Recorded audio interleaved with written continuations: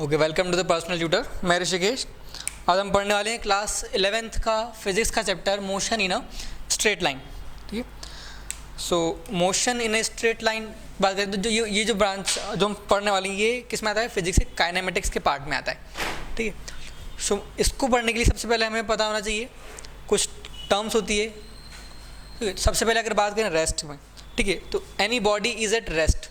ठीक है, उसका मतलब क्या है? कोई बॉडी रेस्ट में कब हो सकती है? इसका अगर हम देखें तो जब सभी तरफ से उसके ऊपर फोर्सेस लग रहे होंगे, अगर वो इक्विलिब्रियम में होंगे, then the body is at rest. मतलब मोशन नहीं हो रहा है, बॉडी रुकी हुई है, तो उसको हम बोलते हैं बॉडी इज एट रेस्ट। अगर मैं किसी ऑब्जेक्ट को सभी तरफ से बराबर फोर्स लगाऊंगा, वो मूव नहीं करेगी, तो वो क्या हो जाएगा? रेस्ट का एक क्राइटेरिया हो जाएगा। बट अगर एक तरफ से अनइक्विलिब्रियम हुआ, मतलब कि किसी इस तरफ से फोर्स ज़्यादा हुआ, इधर से कम हो गया, जब फोर्स ज़्यादा होगा तो क्या होगा? बॉडी मोशन में आ जाएगा। ठीक है, सो ये हमारा रेस्ट को डिफाइन करने का तरीका कि जो फोर्सेस होते हैं वो सभी क्या होते हैं? इक्विलिब्रियम में होते हैं। नेक्स्ट आता है पॉइंट ऑब्जेक्ट। पॉइंट ऑब्जेक्ट की बात करें तो एज ए नाम डोनेट कर रहा है। पॉइंट ऑब्जेक्ट मतलब क्या होता है इसका कि नेग्लिजिबल डायमेंशन, बहुत कम डायमेंशन, उसको हम बोलते हैं पॉइंट ऑब्जेक्ट। ठीक है, now that is path length. Path length जितना डिस्टेंस हम ट्रेवल कर रहे हैं वो क्या हो जाएगा? हमारा पाथ लेंथ। फॉर एग्जांपल मैं ए से बी तक मूव किया, so this distance x is a path length. Okay, अगर मैं इस तरह से मूव किया, now x is not a path length, because अब मेरा जो डिस्टेंस है ट्रेवल करने का वो ज़्यादा है। ठीक है, तो अब मैं इसको पूरा सम करूँगा, वो पाथ लेंथ हो जाएगा। अब आपको डिस्टेंस और डिस्प्लेसमेंट की बात आती है, तो सबसे पहले आपको एक कंसेप्ट पता होना चाहिए कि वेक्टर वाला। ठीक है, फर्स्ट यूनिट जो है वो वेक्टर की है। तो वेक्टर क्या होता है? सबसे पहले आपको थोड़ा सा इंट्रोड देता हूँ वेक्टर का। वेक्टर इज वो क्वांटिटी है जिसका डायरेक्शन हो, having direction and a magnitude.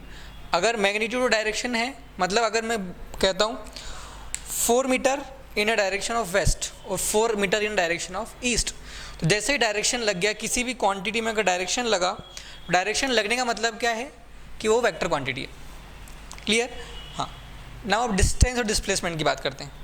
तो डिस्टेंस और डिस्प्लेसमेंट की यूनिट तो सेम है, क्योंकि ये दोनों क्या कर रहे हैं? लेंथ को ही बता रहे हैं, डिस्टेंस एंड डिस्प्लेसमेंट। ठीक है, दोनों की सबसे पहले कॉमन बात करते हैं हम कि एसआई यूनिट की बात करें तो एसआई यूनिट दोनों की क्या होती है? मीटर। ठीक है, और अगर बात करें अब डिफरेंस की बात करते हैं। ठीक है, ये जो है distance is scalar quantity. Scalar quantity मतलब only magnitude, no direction. This is scalar quantity and displacement is a vector quantity. Next, अब कैसे डिफरेंस देखते हैं? देखो, फॉर एग्जांपल मैं ए से बी चला अगेन। ठीक, एक पाथ है मेरा ये, this is x1 x2 and x3। अब अगर मैं डिस्टेंस की बात करता हूँ, डिस्टेंस क्या हो जाएगा? अगर मैं इस पाथ से ट्रेवल कर रहा हूँ, ये पाथ ऑफ ट्रेवलिंग क्या है मेरा? ये है, तो मेरा डिस्टेंस क्या हो जाएगा? मेरा डिस्टेंस हो जाएगा x1 प्लस x2। ठीक है ना? अब a से b, अब ये जो डिस्टेंस हो गया हमारा x1 plus x2। Same case के लिए अगर मैं डिस्प्लेसमेंट की बात करता हूँ कि डिस्प्लेसमेंट कितना होगा, क्या हो जाएगा? x3। ठीक है, सेम केस कि मैं ऐसे चल के गया हूँ, बट मुझे तो डिस्प्लेसमेंट क्या होता है? Shortest distance between 2 points. Shortest distance जो होता है वो क्या होता है? डिस्प्लेसमेंट। तो इसमें शॉर्टेस्ट डिस्टेंस क्या हुआ? ए बी के बीच का x3। So x3 is a displacement. I hope distance and displacement are clear. ठीक है, अब थोड़ा बात करते हैं कि कौन सी चीज़ पॉजिटिव हो सकती है। देखो, डायरेक्शन क्या हो सकता है? पॉजिटिव हो सकता है, नेगेटिव। पॉजिटिव कब होगा? जब मैं आगे चल रहा हूँ तो पॉजिटिव, अगर मैं पीछे हूँ तो नेगेटिव। ठीक है, reverse direction is always we taken negative, forward direction is positive. So अब डिस्टेंस जो है वो ज़ीरो हो सकता है, हाँ मैं रुका हूँ, बिल्कुल नहीं चला, हो सकता है मैं यहाँ से कुछ दूर चला तो मेरा डिस्टेंस हो सकता है तो वो पॉजिटिव हो सकता है, बट जो भी मैं अगर चल रहा हूँ वो नेगेटिव नहीं हो सकता। डिस्टेंस से स्केलर क्वांटिटी, तो पॉजिटिव नेगेटिव की बात तभी आती है जब कोई क्वांटिटी वेक्टर हो, so it is always positive, negative की बात आएगी नहीं। डिस्प्लेसमेंट की बात करूँ, डिस्प्लेसमेंट ज़ीरो हो सकता है, पॉजिटिव हो सकता है और नेगेटिव भी हो सकता है, ठीक है। अब देखते हैं डिस्प्लेसमेंट नेगेटिव कैसे हुआ। ए बी और एक पॉइंट है सी इधर पीछे, अगर मैं इसको पॉजिटिव ले रहा हूँ तो मैं ए टू सी को मैं क्या लूँगा, नेगेटिव लूँगा। अगर मैं इसको ज़ीरो ले रहा हूँ, सेम जैसे नंबर इसके लिए बात करते हैं, ये पॉजिटिव थी, ये नेगेटिव, x2 x1, ठीक है।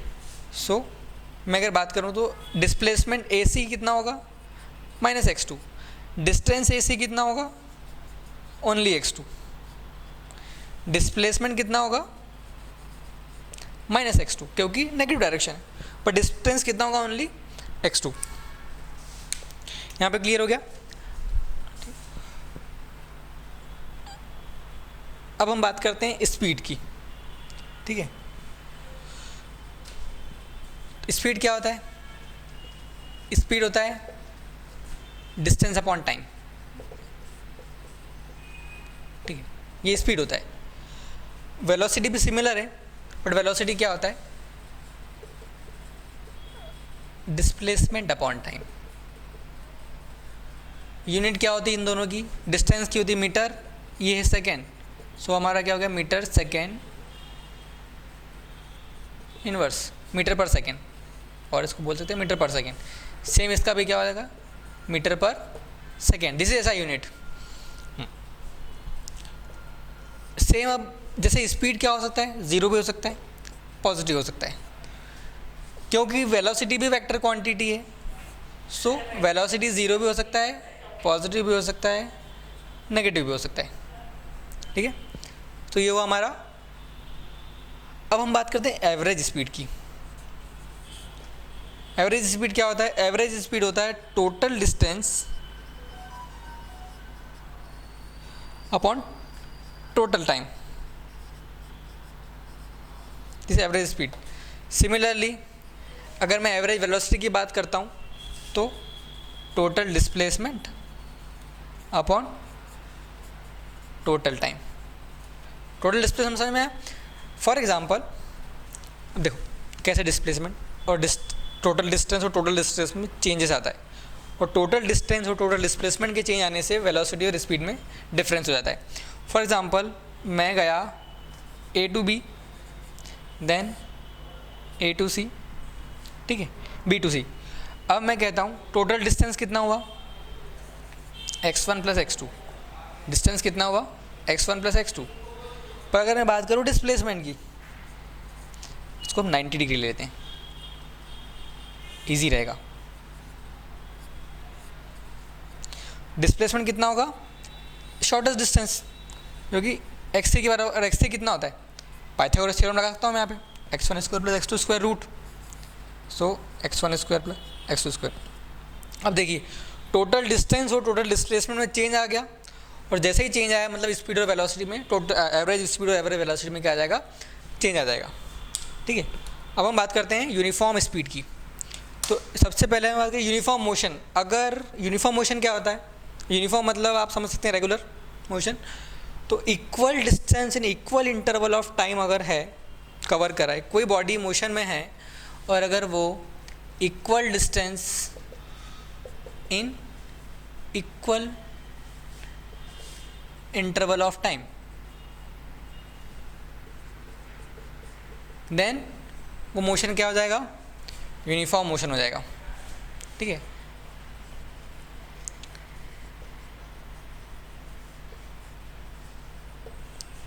सेम यूनिफॉर्म स्पीड की बात कर रहे हैं तो कांस्टेंट, नो चेंजेस। मतलब अगर मैं 2 मीटर पर सेकंड की स्पीड से चल रहा हूँ तो मैं 2 मीटर पर सेकंड की स्पीड से चलते रहूँ तो वो स्पीड क्या हो जाएगी, यूनिफॉर्म हो जाएगी, ठीक है।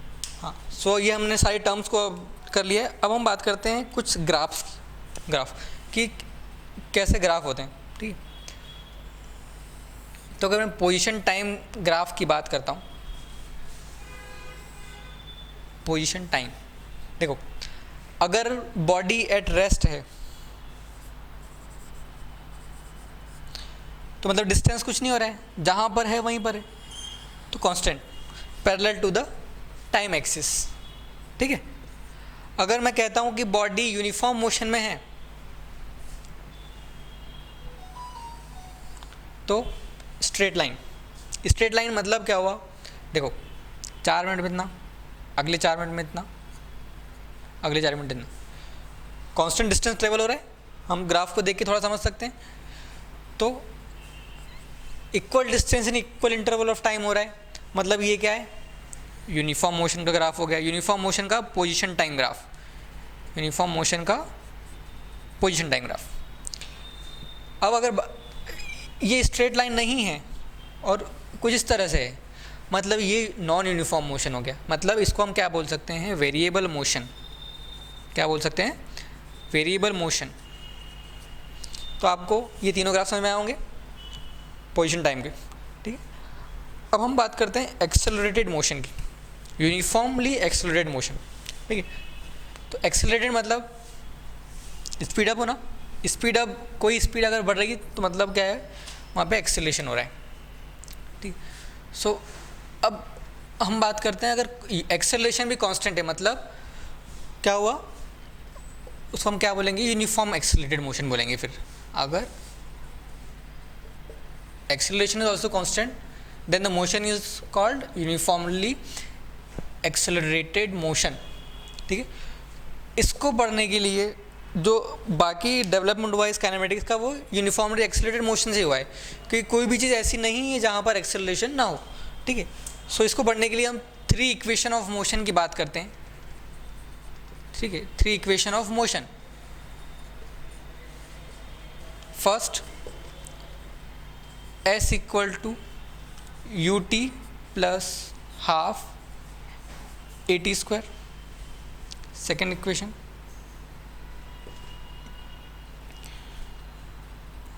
v square minus u square equal to 2as। और थर्ड है, देखो अब इसमें s क्या है, displacement, u is a initial velocity, शुरुआत में स्पीड क्या है, a is acceleration, t is time taken, v is a final velocity, u is a initial velocity, ठीक है। हाँ, थर्ड है हमारा v is equals to u plus at, final velocity equal to initial velocity plus acceleration into time. अब इन 3 का derivation है हमारे 11th के पार्ट में, ठीक है। ग्राफिकल डेरिवेशन भी है और थ्योरेटिकल भी है। तो अब हम जो ये डेरिवेशन है ये नेक्स्ट लेक्चर में करने वाले हैं। आज के लिए इतना ही।